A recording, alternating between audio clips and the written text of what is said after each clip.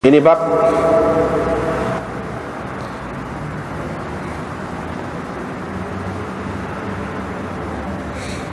ما ذكر النبي صلى الله عليه وسلم وحض على اتفاق أهل العلم, yaitu bab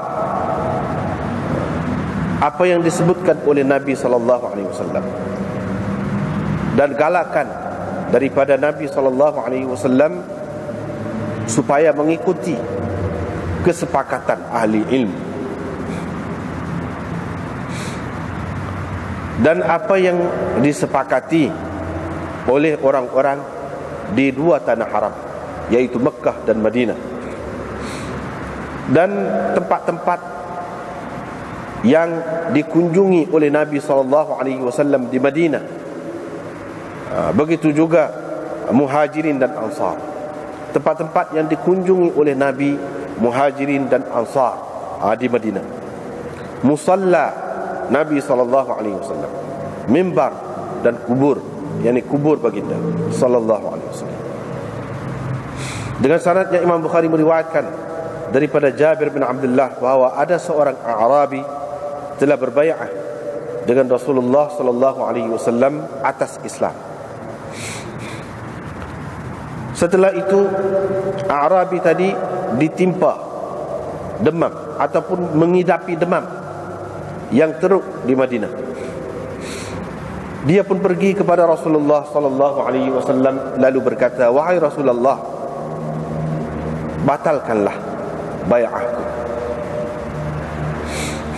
Tetapi Rasulullah sallallahu alaihi wasallam enggan.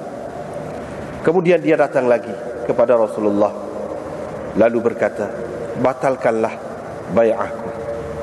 Rasulullah sallallahu alaihi wasallam enggan. Kemudian Arabi itu datang lagi. Dia berkata, "Batalkanlah bai'ahku." Tetapi Nabi SAW tetap enggan. Lalu keluarlah Arabi itu, yakni dari bumi Madinah. Maka Rasulullah SAW bersabda, Madinah ini sesungguhnya seperti kir, yakni kir, yaitu peniup, tukang besi, peniup tukang besi, tanfi khabathaha, yang menghilangkan ataupun membuang kotorannya dan meninggalkan yang baik daripadanya, yakni mengekalkan yang baik daripadanya, yakni daripada Madinah itu.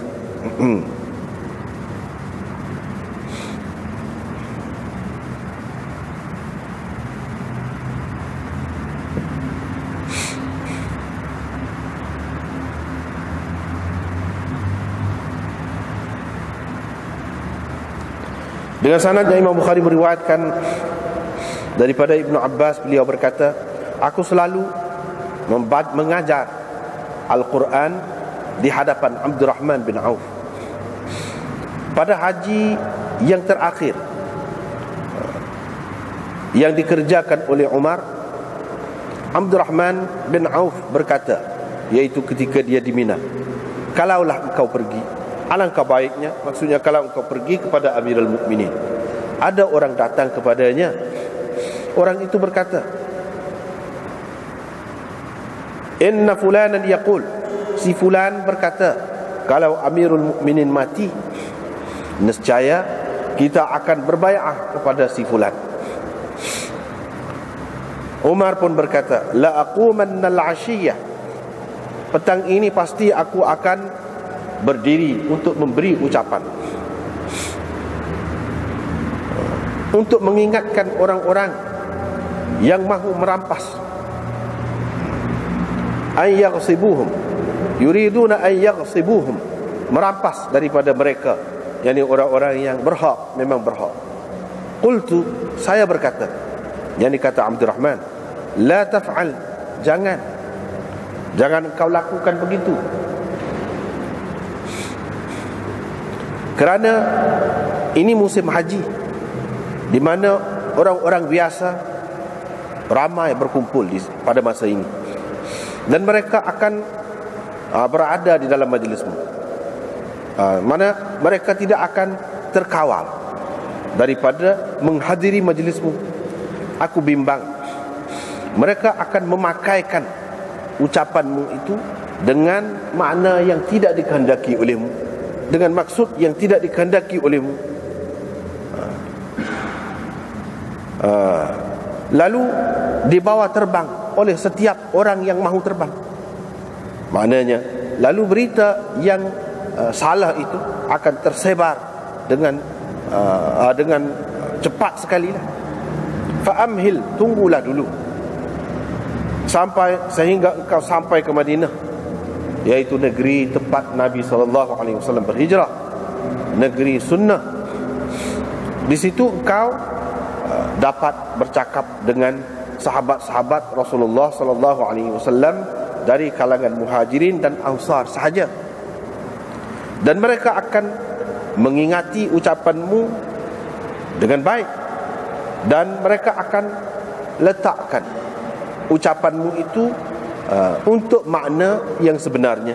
Jadi mereka akan pakaikan ucapanmu itu dengan makna yang sebenar. Umar pun berkata, wallahi la aquman nabihi, demi Allah pasti aku akan berdiri untuk menyampaikan perkara ini dalam majlis yang mula-mula sekali akan kuadakan di Madinah nanti, yakni setelah aku pulang. Ibnu Abbas berkata, kami pun pergi pulang ke Madinah. Faqala, maka Umar berkata, yakni dalam ucapan dia yang mula-mula sekali setelah sampai ke Madinah, sesungguhnya Allah telah mengutuskan Muhammad sallallahu alaihi wasallam dengan kebenaran ataupun membawa kebenaran, dan dia telah menurunkan kepadanya Alkitab. Di antara yang diturunkan oleh Allah, yakni kepadanya, ialah ayat Rajab. Dengan sanadnya Imam Bukhari meriwayatkan daripada Abi Hurairah, daripada Muhammad bin Sirin, beliau berkata, kami pernah berada di samping Abu Hurairah.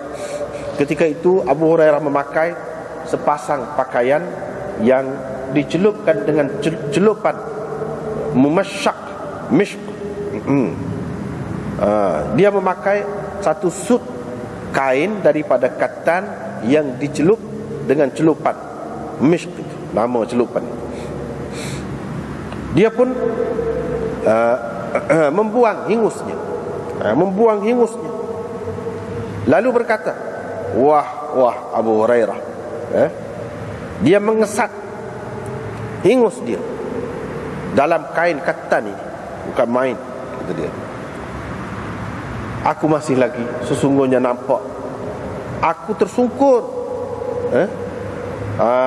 di antara mimbar Rasulullah SAW dan bilik ataupun rumah Aisyah, tersungkur pingsan.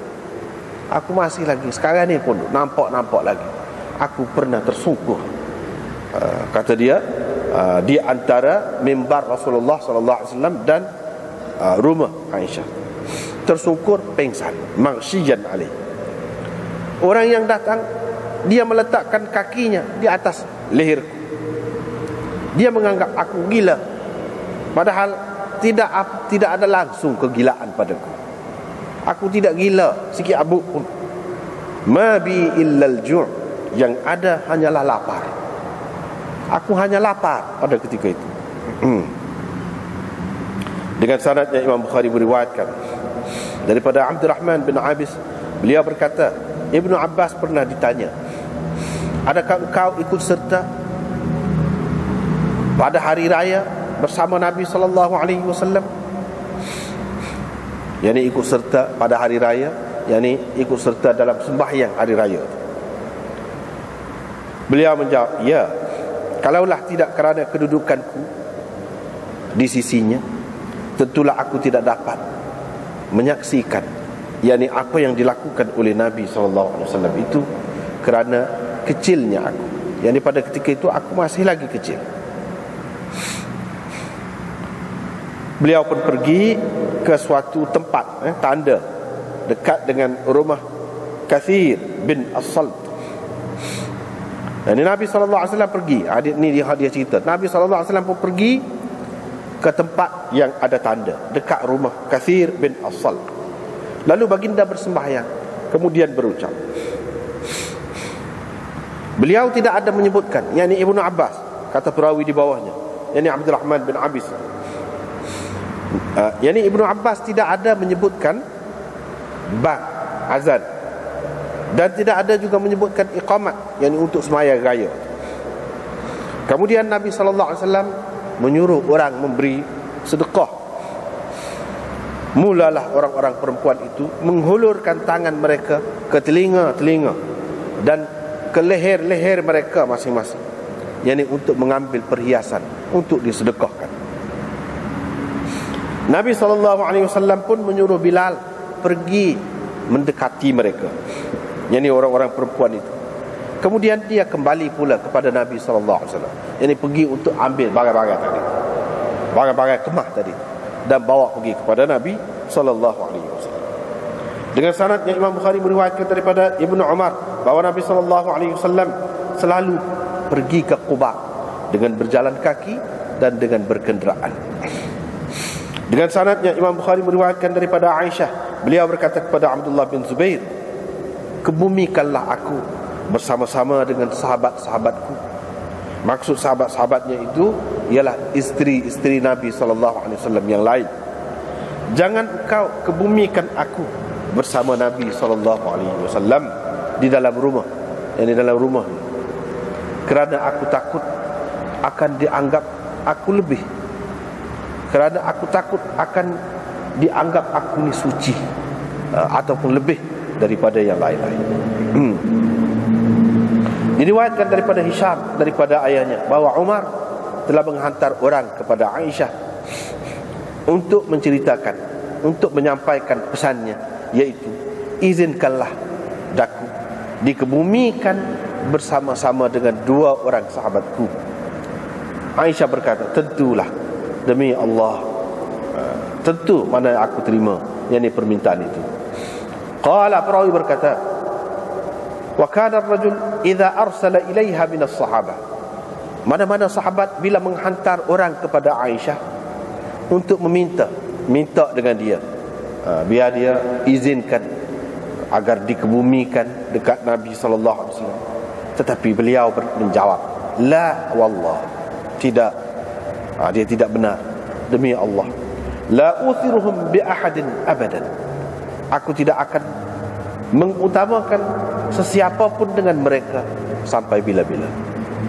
Aku tidak akan mengutamakan sesiapa pun daripada mereka, ataupun aku tidak akan melebihkan orang lain, sesiapa pun daripada mereka sampai bila-bila pun. Dengan sanadnya Imam Bukhari beriwayatkan daripada Anas bin Malik bahawa Rasulullah SAW bersembahyang asar. Selepas itu, selepas asar, kami pergi ke kawasan, ke tanah tinggi, ketika masih matahari masih lagi tinggi. Zad al-Layth, Layth menambahkan dalam riwayatnya daripada Yunus, jauh awali itu daripada Madinah ialah 4 batu ataupun 3 batu daripada Madinah. Dengan sanadnya Imam Bukhari beriwayatkan daripada As-Sa'ib bin Yazid, beliau berkata, gantang di zaman Nabi SAW ialah 1 cupak dan 1/3 cupak. Cupak kamu hari ini, 1 cupak dan 1/3 cupak kamu hari ini. Wa qad zida fihi, cupak ini telah ditambahkan, yakni telah diperbesarkan cupak ini. Yakni cupak yang ada ini telah diperbesarkan daripada yang ada di zaman Nabi SAW dahulu. Dengan sanadnya Imam Bukhari meriwayatkan daripada Anas bin Malik bahawa Rasulullah SAW bersabda, ya Allah, berkatilah untuk mereka pada sukatan mereka, berkatilah untuk mereka pada gantang mereka dan cupak mereka. Maksud baginda ahli Madinah, mereka itu maksudnya penduduk Madinah.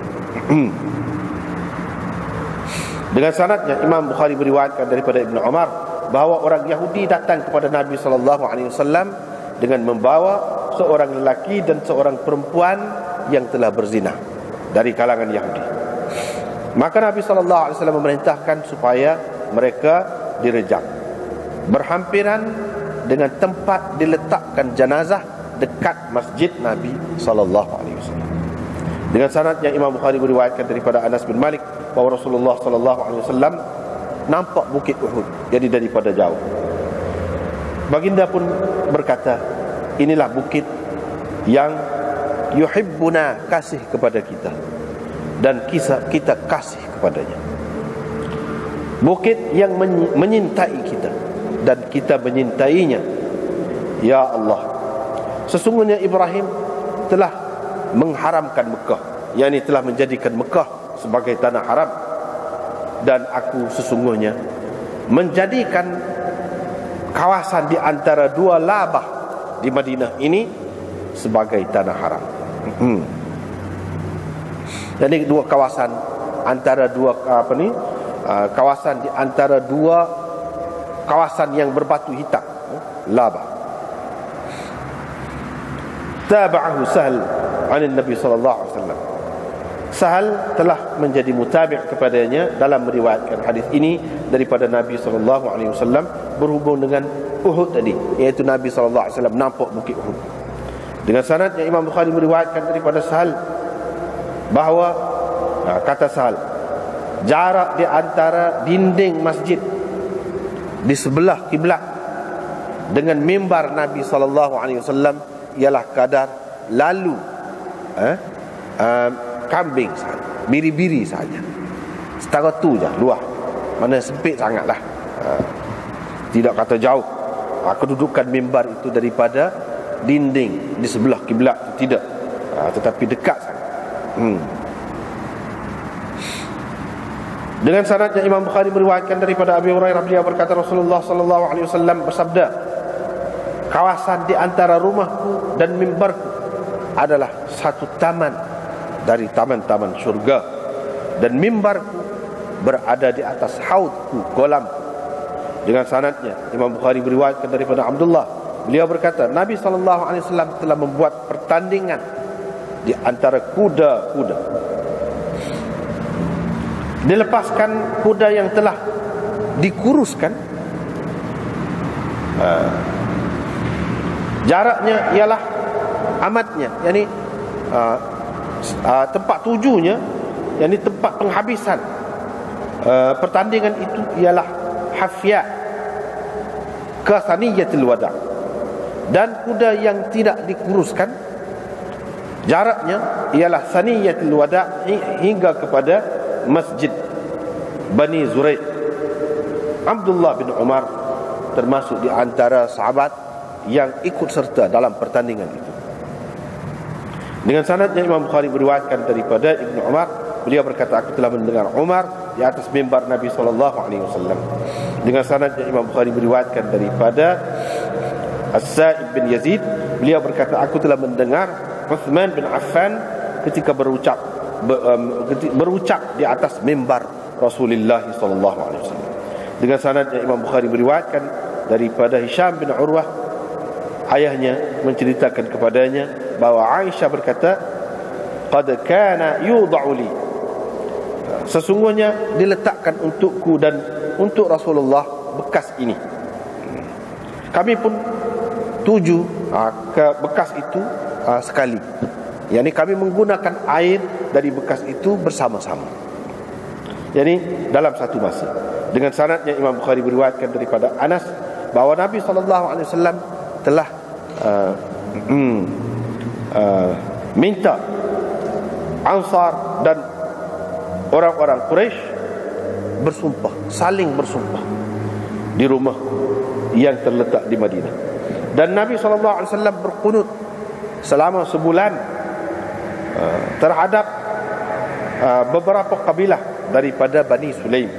Dengan sanadnya Imam Bukhari beriwayatkan daripada Abi Burdah, beliau berkata aku pergi ke Madinah dan bertemu dengan Abdullah bin Salam. Beliau pun berkata kepadaku, intaliq ilal manzil, mari pergi ke rumah.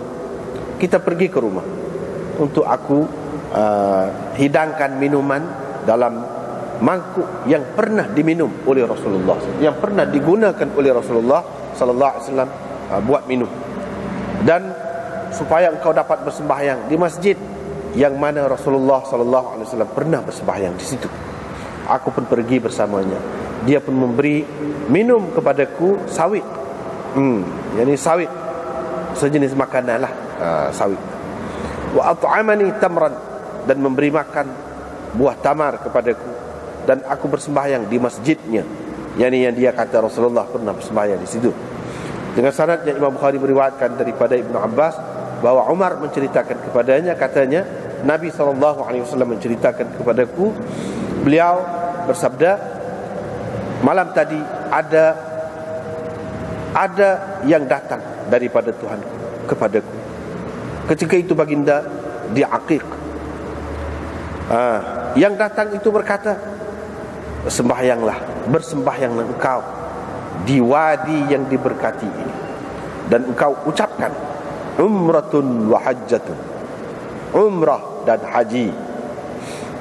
Harun bin Ismail berkata, Ali, yakni perawi di atasnya, menceritakan kepadanya umratun fi hajjatin, yakni dengan ucapan begitu, bukan umratun wa hajjatun, tapi umratun fi hajjatin, umrah dalam haji. Yani aku nak buat umrah bersama-sama dengan haji, yani niat. Dengan sanadnya Imam Bukhari meriwayatkan daripada Ibnu Umar, beliau berkata Nabi SAW telah menentukan Qarn sebagai miqat untuk penduduk Najd, Juhfah untuk penduduk Syam, Dzul Hulaifah untuk penduduk Madinah.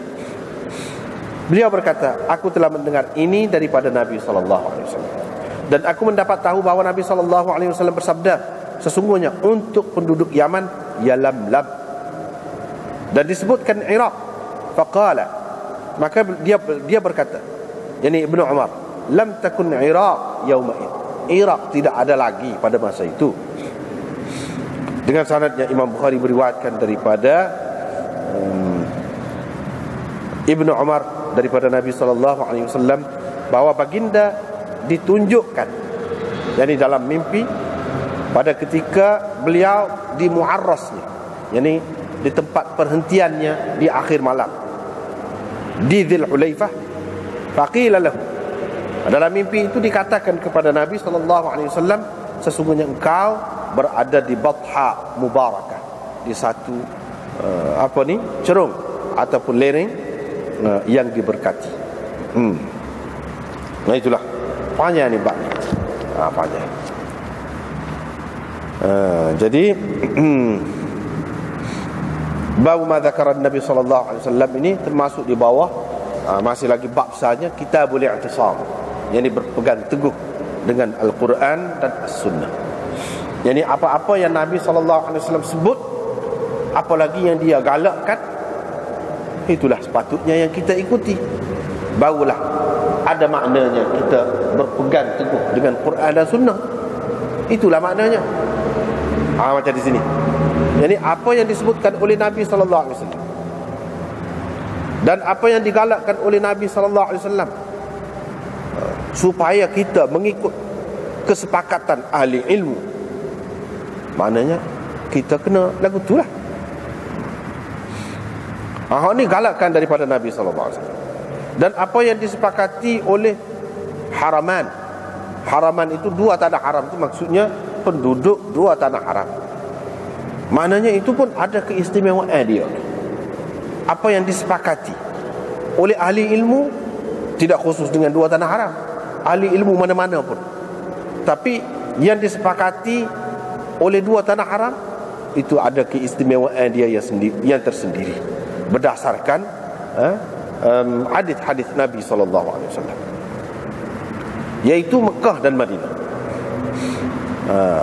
Dan di dalam bab ni, maknanya terjematul bab ini, tajuk ni dia ada beberapa juzuk lah, beberapa juzuk.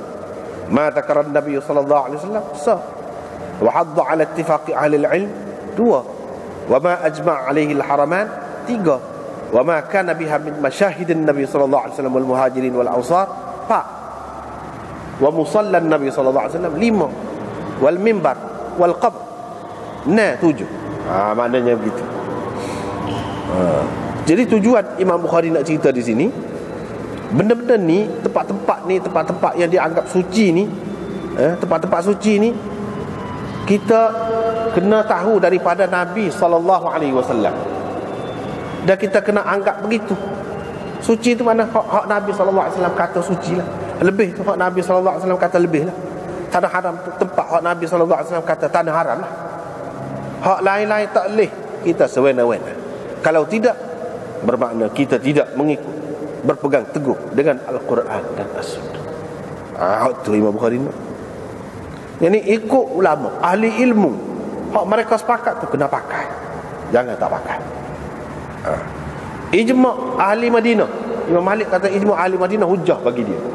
Setengah ulama kata Imam Bukhari dia tidak kata ijma' ahli Madinah saja yang menjadi hujah, tapi berdasarkan hak ni ijma' Madinah, ahli Madinah dan Mekah, hak tu hak menjadi hujah.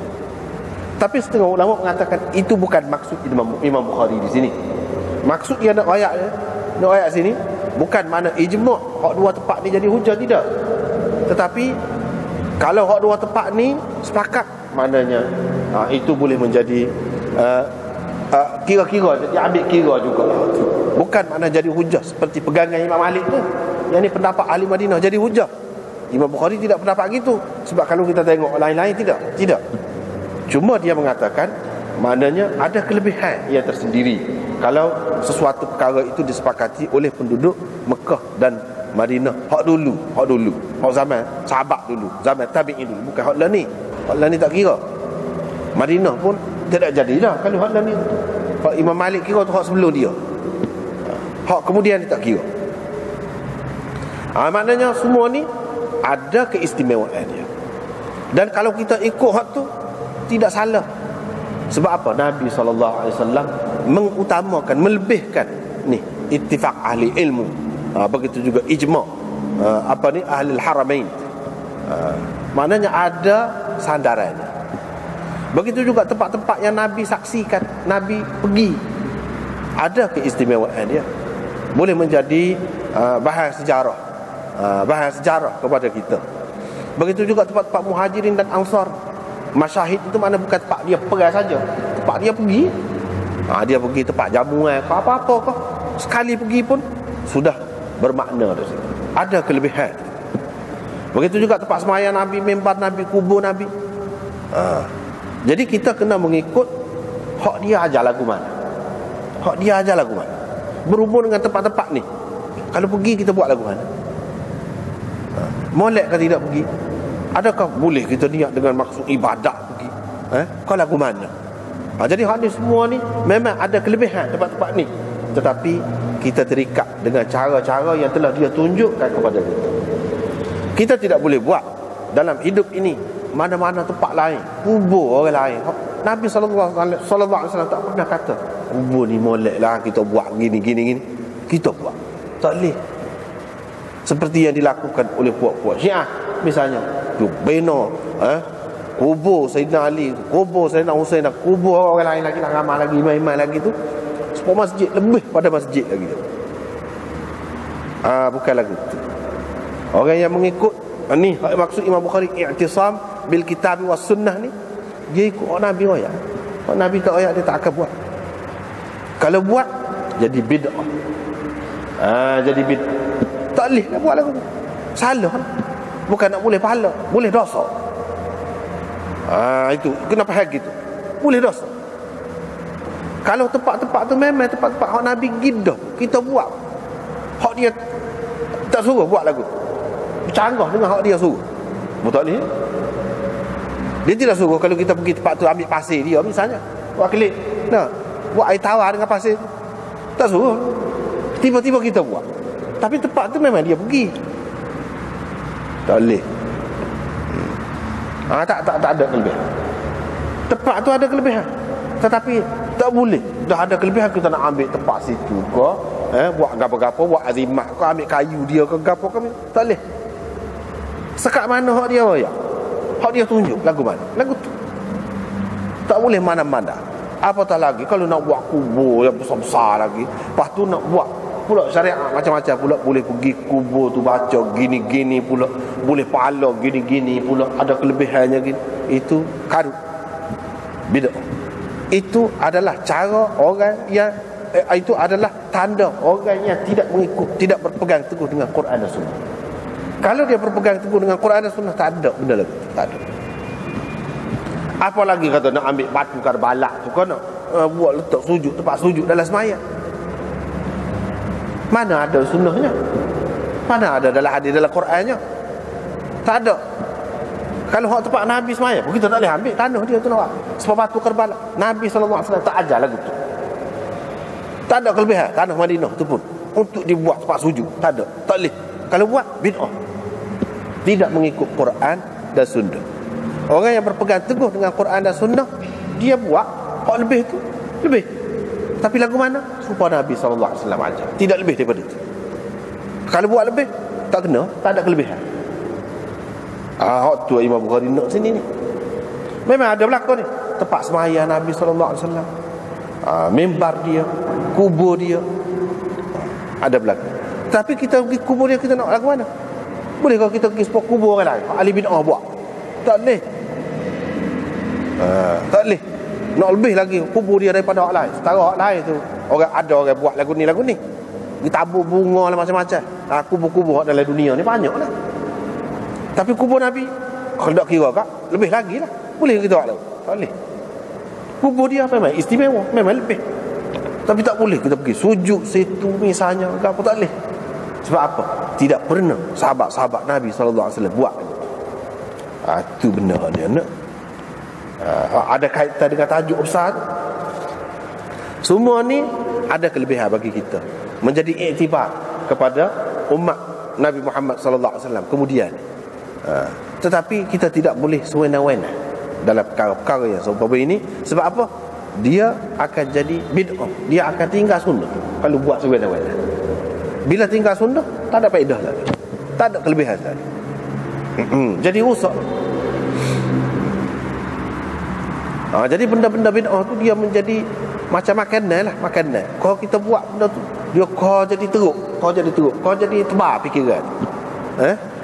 Kau jadi taksub.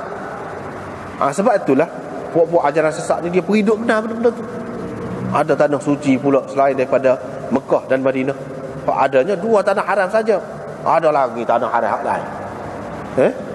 Ini semua nak suruh kau gelak lagi kita manusia.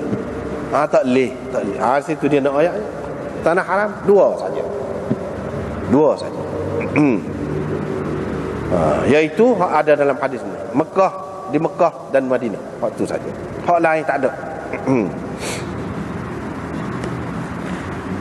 Memanglah Madinah ni ada kelebihan. Imam Bukhari ni dia macam Imam Malik juga. Dia nak tunjuk bahawa kelebihan Madinah tu lebih daripada Mekah. Dari beberapa sudut. Sebab hadis-hadis hak dia hari ni boleh kata ke cerita Madinah belaka. Ni hak Nabi SAW sebut gapo ni, masyahid Nabi SAW hak dia hari ni yang kita baca semua tadi, semua berkait dengan Madinah belaka, ataupun kawasan sekitar Madinah. Tidak ada hak Mekah. Sebab itulah Imam Malik kata Madinah lebih afdal lagi daripada Mekah. Dia kata. Imam Bukhari gitu juga nampaknya. Gitu juga. Sebab apa? Hak tu akan datang, kita akan sebut lagu mana cara dia nak ayat kelebihan.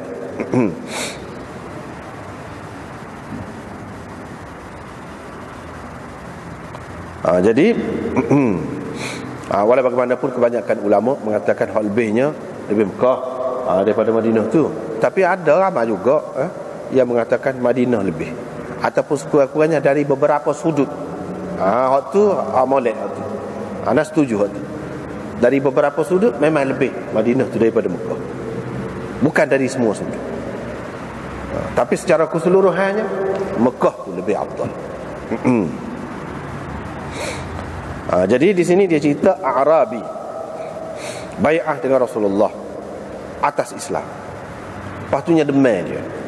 Bila demam, pergi jumpa dengan Nabi SAW. Mana baik atas Islam, nak duduk di Madinah. Bila duduk di Madinah ni kan, segala apa tanggungjawab sebagai penduduk Madinah tu dia kena laksanakan lah. Jadi bila demam ni, dia tak tahan. Ni Arabi kan, bukan sahabat besar dah. Arabi ni orang ulu.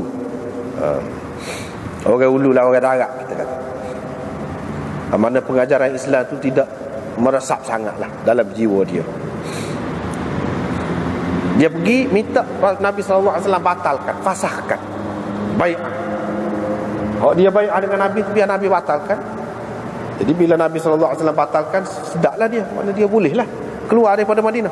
Jadi kira-kiranya bai'ah tu bila pergi ke Madinah, tak boleh nak keluar lah. Tak boleh. Dia pergi, Nabi SAW tak sih patah 2-3 kali. Akhir sekali Nabi SAW tak boleh juga, dia pergi sendiri. Dia keluar daripada Madinah. Nabi SAW pun kata, Madinah ni serupa dengan peniup tukar besi. Bila dia siup tu, siup emas lah kita kata, hak kotor-kotor tu hilang, hak tinggalnya kepada dia, iaitu emas tulen. Begitu juga Madinah. Maknanya hak lembek-lembek, hak tak cekak, hak tidak kuat, dia tak akan dapat bertahan di Madinah. Jadi dengan sendirinya dia akan keluar. Hak tinggalnya hak kuat-kuat. Dan hak ni memang molek pun lagu tu. Kalau ada hak lemah-lemah ni, boleh jadi dia akan boleh mempengaruhi hak lain. Sebab itulah walaupun sikit tak ramai, dia berjaya menjadi pusat. Daripada situlah berkembang daripada Madinah. Sebab apa? Sebab kita kata yang berkualiti belakang, hak ada. Kalau ada hak tak apa segar ataupun tak apa kuat ni, dia dengan sendirinya keluar.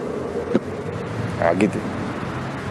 Maknanya dalam hadis ini menunjukkan bahawa apabila seseorang itu berbaiat, dia tak boleh mudah-mudah nak batalkannya. Sebab apa? Nabi SAW diminta tak sih.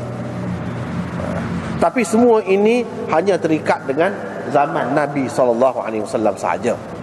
Sebab apa yang ketat sangat tu? Sebab masa tu diperlukan. Adapun zaman kemudian, tidak.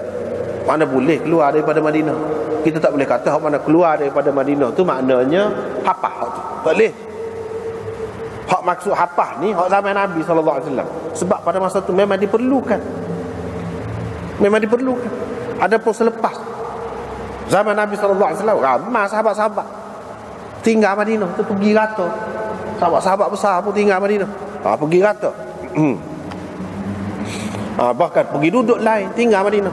Di antaranya yang disebutkan dalam hasyiah ni, sahabat-sahabat pilihan, iaitu Ibnu Mas'ud, Abi Musa al-Ash'ari, Ali, Sayyidina Ali sendiri, Abi Dhar, Ammar, Hudzaifah, Ubadah bin As-Samit, Abi Ubaidah, Mu'ad, Abi Darda, dan lain-lain lagi, amal lagi, pergi duduk lain.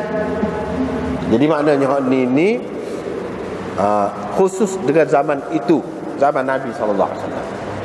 Dan berdasarkan hadis-hadis Nabi SAW, ada satu lagi masa akan keluar tak molek daripada Madinah akhir zaman, iaitu zaman Dajjal keluar. Apabila Dajjal itu pergi cabar orang situ, pada masa bila Dajjal keluar, masa tu sekali lagi. Tapi hak masa lain tak masuk dalam. Sebab apa? Tidak ada dalam hadis. Dan bila sahabat-sahabat besar buat, menunjukkan tak apa lah, menunjukkan ada maksud yang khusus, bukan setiap masa, setiap zaman. Tidak.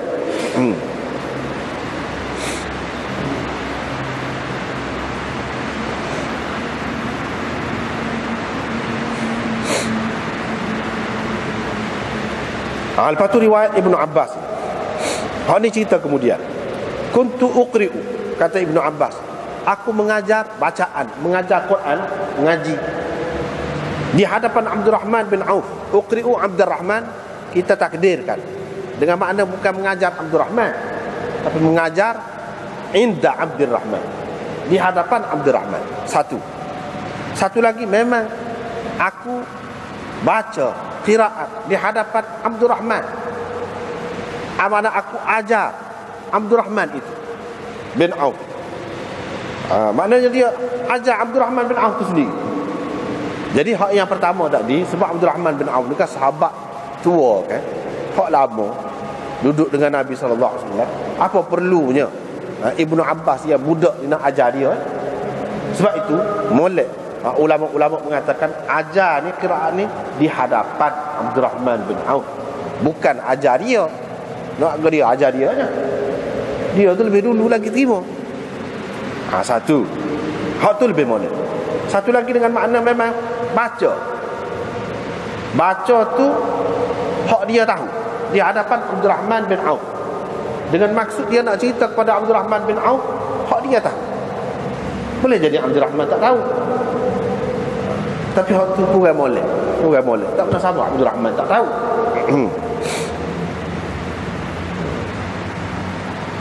Yang ketiganya, baca tu baca kepada Abdurrahman bin Auf supaya dia dengar, dan dia pastikan kalau ada hak tak benar dia tegur.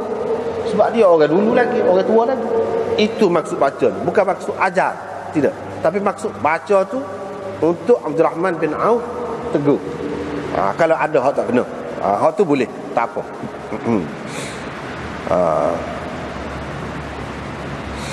Itulah selalu dianya.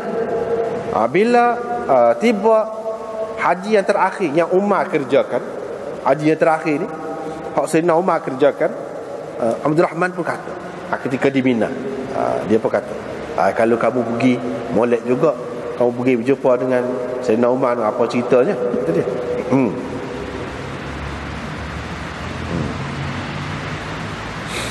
Itu satu. Yang keduanya dengan makna begini, Abdurrahman bin Auf kata kepada Ibnu Abbas yang sangat suka nak tahu benar, apa nama ni, cerita apa-apa yang berlaku daripada Sayyidina Umar. Sebab Ibnu Abbas ni anak murid khusus Sayyidina Umar. Tiba-tiba dalam peristiwa ni Ibnu Abbas tak ada. Sebab itu Abdurrahman berkata dalam nada yang kesal juga, sepatutnya kamu ada. Kalaulah kamu ada bersama dengan Amirul Mukminin, ketika orang mari dekat dia, orang pun kata, gini. Sehingga Umar kata, petang ni aku nak berucap, nak bagi ancaman kepada orang-orang yang kata begitu. Aku pun kata Abdurrahman bin Auf, jangan. Jadi Abdurrahman bin Auf cerita pula kepada Ibnu Abbas kemudian, mu tak ada pada ketika. Alangkah baiknya kalau kamu ada. Sebab kamu sekali ambil berat kalau hak Sayyidina Umar nak tahu benar. Tapi dalam peristiwa ni rugilah mana kamu tak ada. Kalaulah kamu ada, kamu boleh tengok. Aku kata gitu kepada Umar. Umar pun aku katalah ke mana? Gini, ni musim haji ni orang-orang biasa, orang ramai-ramai pun ada. Kalau kamu ada situ kecek, mesti orang ramai ni akan pergi, tak boleh dikawal, akan hadir dalam majlismu. Aku takut mu kata lagu lain, orang pakai lagu lain, orang pakai lagu lain. Lepas tu dalam masa yang sekejap, ucapan kamu itu diterbangkan orang, yang ini dibawa orang dengan cepat sana sini. Hak tak betul, kamu tidak maksud gitu. Tunggulah dulu, kata Abdurrahman bin Auf. Tak apalah, tak cepat pun, biar sampai ke Madinah dulu. Madinah itu Darul Hijrah wa Darus Sunnah. Hak tu Imam Bukhari naknya. Ya, lebih ni kan Madinah ni. Nak kecek Mekah tak boleh. Sebab ramai orang macam-macam, apa ni tidak tinggi fikir. Tapi kalau di Madinah, dak, negeri tempat Nabi SAW berpindah, tempat sahabat-sahabat berhijrah, mana orang kuat-kuat ni hijrah ni, dan negeri sunnah, kata dia. Jadi orang yang ikut sunnah ni, dia tidak mudah terpengaruh tak betul kali. Dia boleh faham cerita. Kalau cerita agama ni, dia boleh faham boleh. Dia tidak akan jadi salah faham. Tapi kalau orang yang tak faham sunnah, boleh jadi dia akan salah faham. Dia ngaji, dia tak faham boleh. Sebab tu Abdurrahman kata, kalau di sana kamu boleh cakap di hadapan sahabat-sahabat Nabi saja, Muhajirin dan Ansar, boleh, sebab keadaan terkawal. Umar pun kata tak apalah. Dan Abdurrahman kata dia tu pun boleh ingat molek, dan akan pakai ucapan kamu tu dengan makna yang kamu kehendaki. Mana pakai betul molek lah, faham molek. Umar pun kata, sebab Abdurrahman bin Auf ni dia penasihat kepada Sayyidina Umar. Dia penasihat kepada Sayyidina Umar. Tak apalah kalau lagu tu tak apa. Hak mula-mula sekali bila aku sampai Madinah, aku nak ucap, nak cerita pasal ni, kata Sayyidina Umar. Hak mula-mula sekali, dalam ucapan yang mula-mula sekali. Itu ceritanya. Jadi Abdul Rahman bin Auf kata kepada Ibnu Abbas, kamu tak ada, rugilah kira-kira kalaulah kamu ada. Tengok macam mana kata Sayyidina Umar. Hak adanya, qala Ibnu Abbas, cerita kemudian pula Ibnu Abbas pun kata, kami pun balik ke Madinah. Umar pun kata, ni Ibnu Abbas adalah pada ketika tu. Hak tadi dia tak ada. Dia tak ada. Jadi maknanya ada orang kecek-kecek lagu tu. Mana Sayyidina Umar tak suka. Sayyidina Umar tak suka. Kalau Umar mati misalnya, kita nak orang ni, nak bai'ah dengan orang ni biar jadi khalifah, tak boleh kecek lagu tu. Tak boleh. Pasal apa? Pasal boleh jadi tidak tepat, boleh jadi tidak kena. Tak boleh kecek lagu tu. Dia masalah politik ni, kadang-kadang orang-orang yang tidak bertanggungjawab, dia boleh menimbulkan macam-macam fitnah daripada perkara-perkara yang seperti itu. Baik tak usah kecek. Serahkan kepada orang-orang yang memang bertanggungjawab. Jadi hak nak Imam Bukhari nak sini ni, dia nak mana? Madinah. Sebut Madinah kan, Darul Hijrah, Darus Sunnah.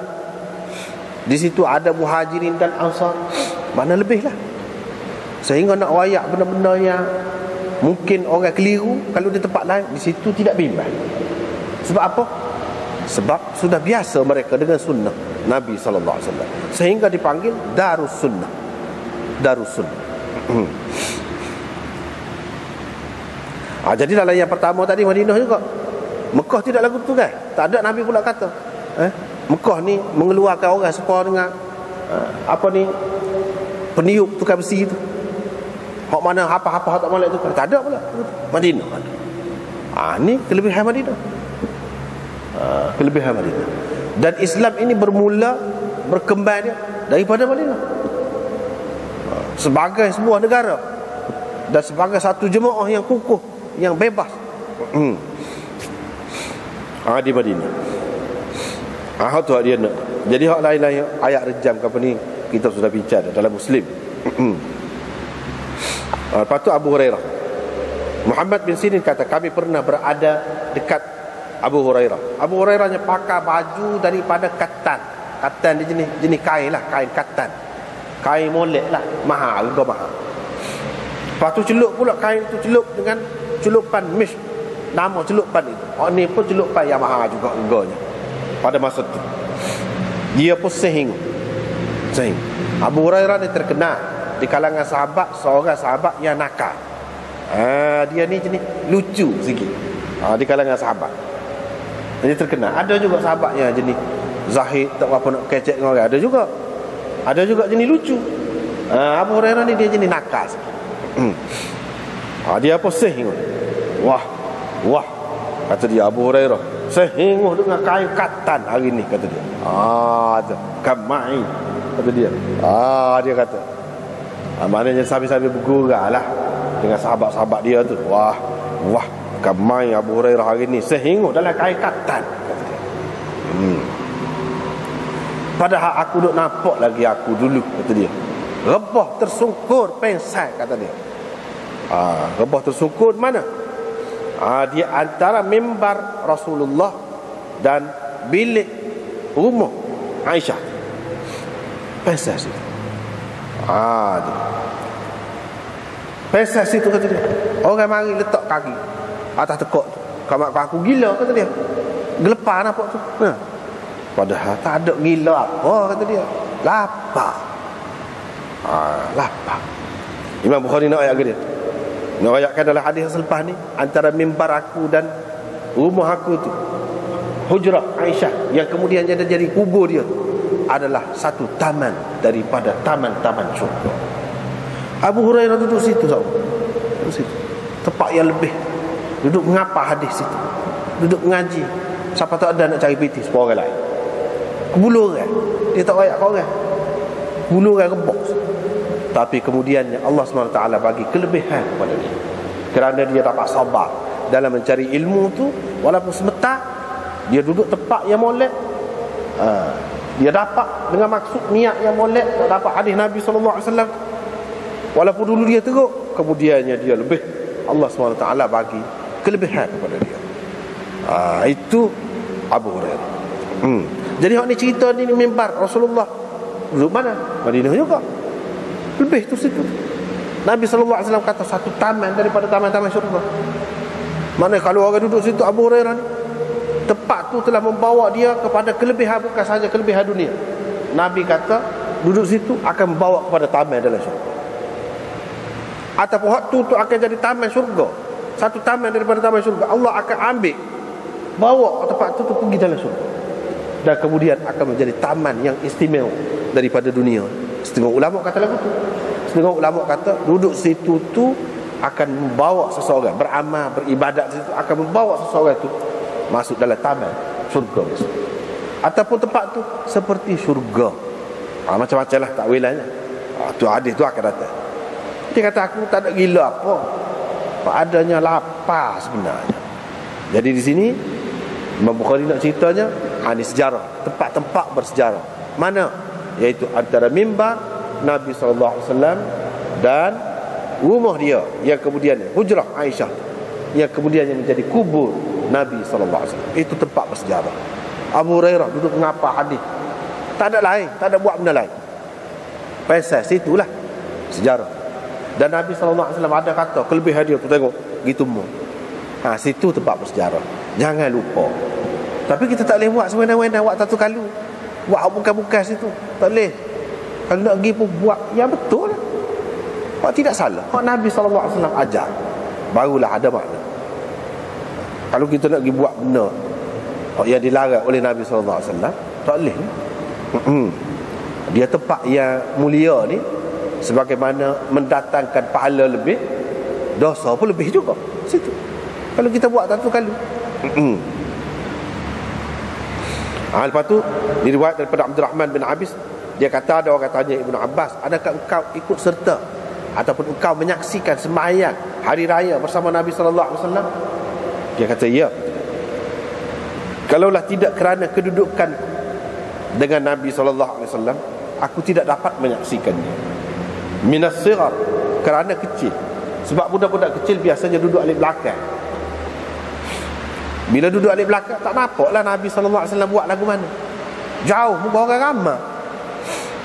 Tapi aku tidak. Aku duduk dekat. Pasal apa? Di sini menunjukkan manzilah tu satunya, kedudukan dari segi mana? Ni anak saudara dia. Anak saudara kok mana? Bini dia tu, Maimunah tu, mak saudara kepada Ibnu Abbas. Jadi oleh kerana anak saudara ni, itu satu kelebihan juga, kedudukan juga. Satu. Yang kedua, maksud manzilah di sini kedudukan dari segi ilmu. Nabi SAW memang pelebihkan dia ni daripada orang lain. Walaupun budak, Nabi SAW biar dia, ataupun suruh misalnya lock dia duduk depan. Sebab apa? Kira-kiranya Nabi SAW tahu dah lah budak ni akan jadi setengah mana akan datang dari segi ilmu. Jadi Nabi SAW biar aku. Jadi aku nampak pasal duduk depan juga walaupun budak. Hadis ini menunjukkan bahawa budak pun boleh juga duduk depan. Apalagi kalau dia tu ada kelebihan, boleh. Dia pun cerita gini, kata dia, Nabi SAW pergi alam. Alam tu bendera, bukan bendera, maksudnya di sini satu tempat yang ada tanda lah di situ, dekat dengan rumah Kathir bin As-Sal.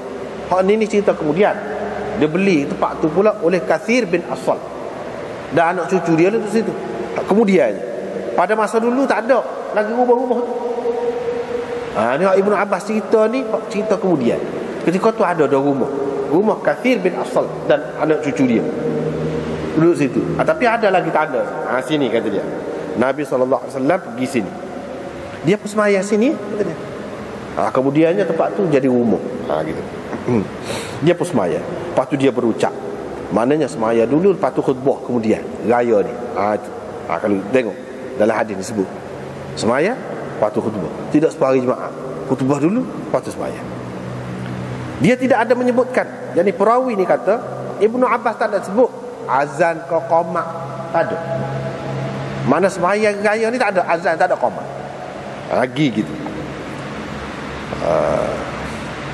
Daripada sinilah sampai sekarang ni tak ada azan, tak ada qamat.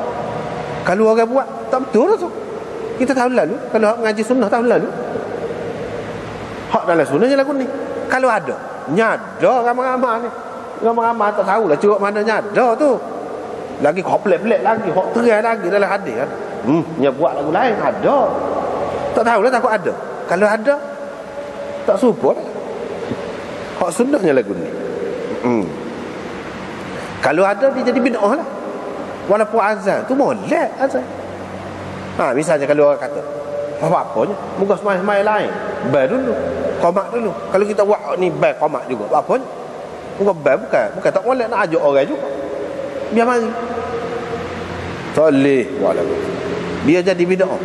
Walaupun benda tu benda molek, asalnya tak ada apa. Tapi kalau letak tak kena, dia jadi bid'ah. Ini orang panggil bid'ah idhafiyah. Dah orang tak buat. Orang tak buat. Alhamdulillah. Tak buat sebab kita. Mana-mana pun tak buat. Mungkin ada lah apa kita kata saat ni. Sebab pelik. Ada lah. Tapi umumnya tak buat. Kan? Sini kaedah lah. Kaedah. Orang tu kata bid'ah idhafiyah tu tak leh juga lagu mana. Ni. Tak leh buat.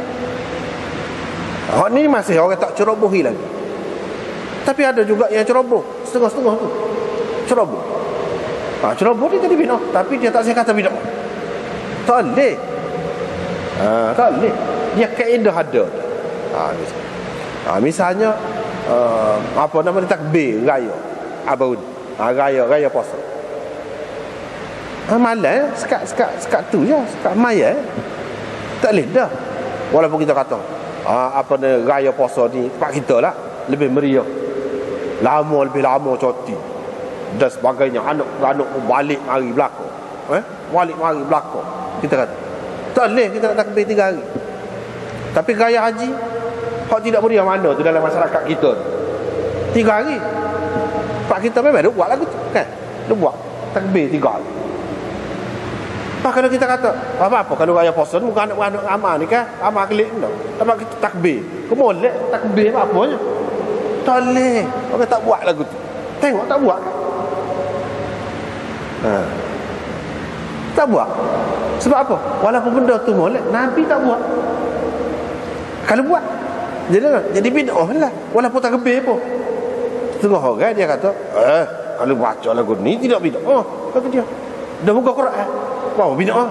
Dia tak faham. Ni benda. Kalau mengaji sunnah, jumpa akan jumpa banyak benar hak lagu ni. Ni tak boleh. Tak boleh mana-mana kita. Sebab kita kata semaya tahajud boleh jemaah, mai tarawih boleh juga jemaah, mai kita mai tarawih muka sunat boleh jemaah. Tak boleh. Apa dia kata lah. Kalau buat jadi mana? Bid'ah. Pasal apa? Nabi tak. Situ ya. Kita tak boleh kata kalau jemaah lebih molek. Tu boleh tu semaya tu boleh. Semaya ni boleh jemaah. Kalau kita buat tarawih jemaah jadi mana? Tak boleh. Dia jadi bid'ah. Sebab tu tak ada orang buat. Tapi boleh jadi. Kelama-kelama kalau kita lek. Kalau kita lek kata, ni asalkan benda molek tak apa. Asalkan benda tu ada dalam syariat tak apa kita buat. Boleh jadi pergi siapa sih. Boleh jadi lama-kelama. Sebab itulah ulama-ulama yang kemah benar. Sebab bila ada bid'ah, sunnah akan tenggelam. Ada sunnah sebenar, bid'ah akan hilang. Supaya ada tauhid, syirik akan hilang. Kalau syirik timbul, tauhid akan lenyap. Begitu. Semuanya tidak faham. Orang kita tidak faham. Kadang-kadang dia kata kalau sembelih kambing tu hak tok bomo suruh sembelih tu pergi letak sini-sini tu pala tu jangan ambil. Hak tu tidak syirik. Itulah. Tak faham tu. Hak syirik semua pala tu saja syirik. Tak faham. Padahalnya luas perbincangan dia. Serupa juga sunnah bid'ah. Luas. Tapi kerana tidak faham ataupun keliru, maka jadi macam-macam.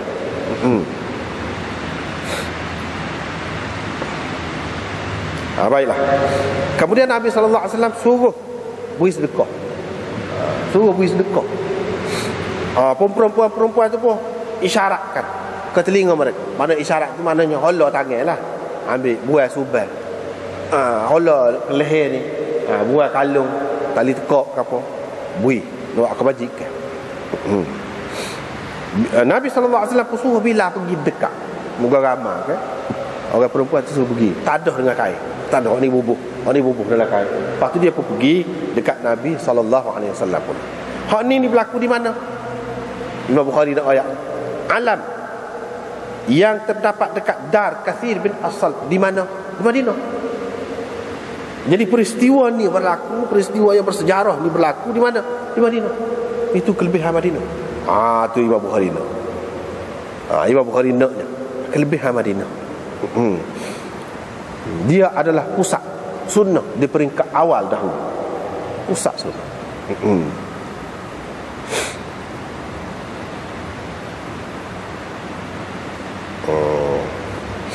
Lepas tu riwayat daripada Ibnu Umar, Nabi SAW selalu pergi ke Quba. Pergi dengan berjalan kaki dan dengan berkenderaan. Maknanya Quba itu pun tempat bersejarah juga, tempat yang ada kelebihan juga. Jadi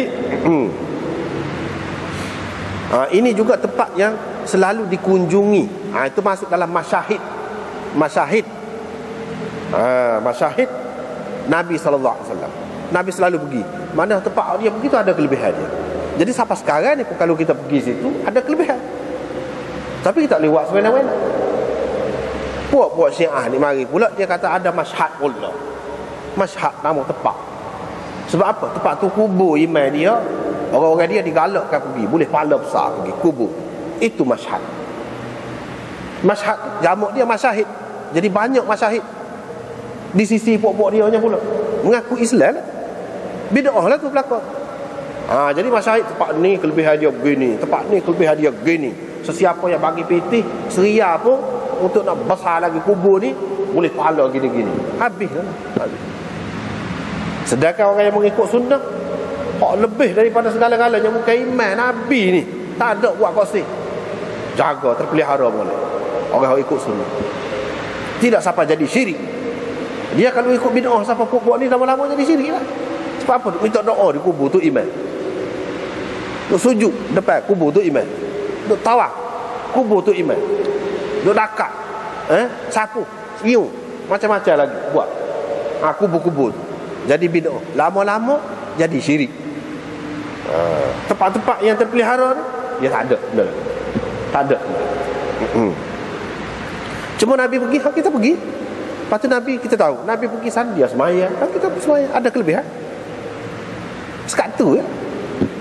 Tak ada kata nak ambil tanah dia ke, nak ambil kayu dia ke, apa ke, tak ada. Tak boleh buat lagi. Jadi hal ni juga Nabi SAW selalu pergi daripada Madinah dan tidak jauh daripada Madinah. Sekitar tu. Ini termasuk dalam masyahid tadi kan? Masyahid Nabi SAW. Imam Bukhari nak cerita ada kelebihan. Kelebihan tu setakat ada dalam hadis. Kita pegang teguh dengan hak tu. Jangan lebih-lebih. Itu makna orang yang berpegang teguh dengan Quran dan Sunnah, dia terima masyahid, terima. Tetapi dia tidak buat sesuka hati. Seperti mana yang dilakukan oleh ahli bid'ah. Kemudian riwayat daripada Aisyah, dia kata kepada Abdullah bin Zubair, Hisham daripada ayahnya yakni Urwah bin Az-Zubair, Aisyah kata kepada Abdullah bin Zubair,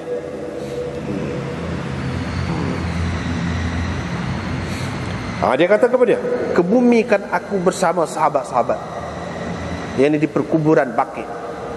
Isteri-isteri Nabi SAW yang lain dikebumikan situ. Dia kata kalau aku mati, tanam situlah. Jangan tanam, jangan kebumikan aku bersama Nabi SAW dalam rumah. Padahal rumah dia, rumah dia. Orang lain semua minta izin dengan dia, nak sangat, tak boleh. Dia tak boleh. Kalau dia boleh tu kalau nak kira, sebab dalam rumah dia. Nabi SAW mati pun dalam rumah dia. Dan Nabi itu dikebumikan tempat dia mati, situ Nabi SAW mati. Dia kata apa? Kerana aku tidak suka aku dibersihkan, aku disucikan, ataupun aku dilebihkan. Tak sih. Tengok tinggi jiwa dia. Padahal rumah dia, Nabi SAW mati dalam dakapan dia. Mati di rumah dia. Kalau dia nak dikebumikan situ pun boleh. Tapi dia tak sih. Dia jaga ni. Takut-takut orang lebih jadi sesak pula orang kemudian. Ataupun orang anggap dia bukan-bukan. Kata dia ni suci kau gapo kau. Boleh jadi. Jadi dia tak sih. Dia suruh support isteri-isteri yang lain. Ini pengorbanan dia. Dan betapa tingginya jiwa dia. Situ kita boleh tengok. Padahal boleh kalau dia nak. Dia tak sih. Tak ada siapa dia larang. Bahkan Sayyidina Umar ketika kena tikam minta dengan dia izin untuk dikebumikan di situ bersama dengan dua orang sahabat dia. Dua orang sahabat dia tu maksudnya Nabi SAW dan Sayyidina Abu Bakar. Bila Sayyidina Umar minta, dia kata ya, demi Allah dia akan bagi. Tak apa. Kalau nak kiranya tempat tu tempat dia, tempat dia boleh. Kalau dia nak ke dia korbankan, dia bagi kepada Sayyidina Umar, boleh. Jadi Urwah kata padahal hanya orang-orang kalau sahabat lain harta minta dengan dia kalau mati nak dikebumikan situ, dia tak boleh. Dia kata tak boleh. Tak boleh. Dia tak boleh. Bila Umar minta, dia boleh. Itu pengorbanan besar dia. Dia kata aku tidak akan melebihkan sesiapa pun daripada mereka. Jadi mereka itulah hak layak duduk sekali. Orang lain tak boleh. Mana kira-kira dia tahu dah tu. Jadi ulama-ulama buat kesimpulan bahawa Aisyah ni dia tahu dah. Mana sahabat Nabi SAW dua orang ni akan duduk sekali dengan dia. Dan dia tahu dah hak tu je hak layak. Orang lain tak boleh. Setara dia tak sih duduk situ. Orang lain lagilah. Tidak. Jadi ini juga menunjukkan apa dia ni? Kelebihan kubur Nabi SAW. Allah SWT pilih rumah Aisyah sebagai kubur Nabi SAW. Itu pun ada kelebihan. Walaupun ada kelebihan, kita tidak boleh buat semena-mena di tempat tu. Sesuka hati kita, tak boleh buat bid'ah situ. Pergi dengan penuh hormat, gitu saja.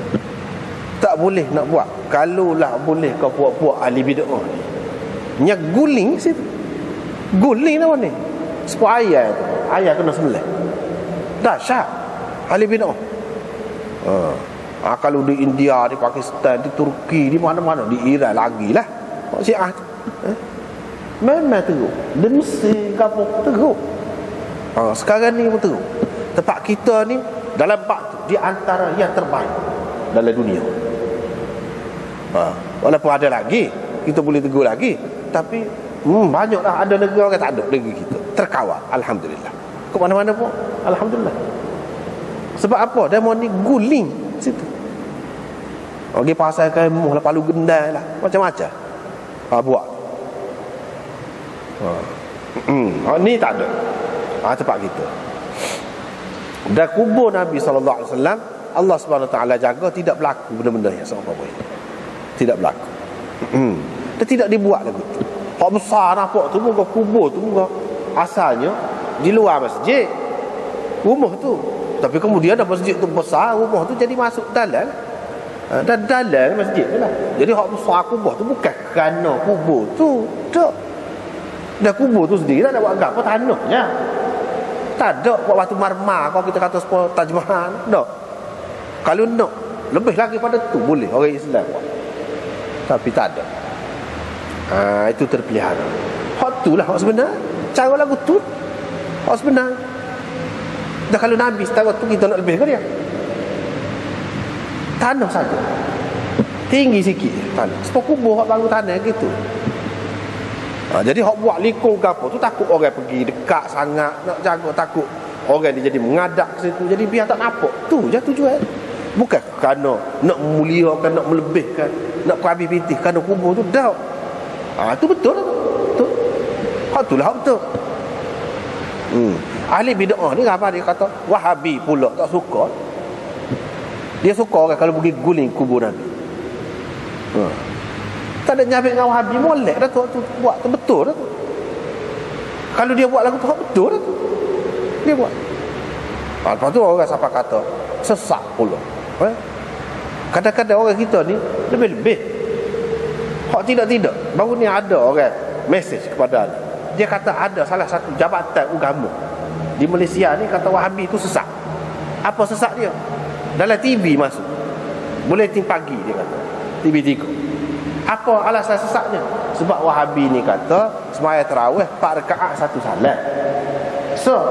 Selaginya Wahabi ni aja kalau nak beri zakat ni tidak melalui amal, tak apa.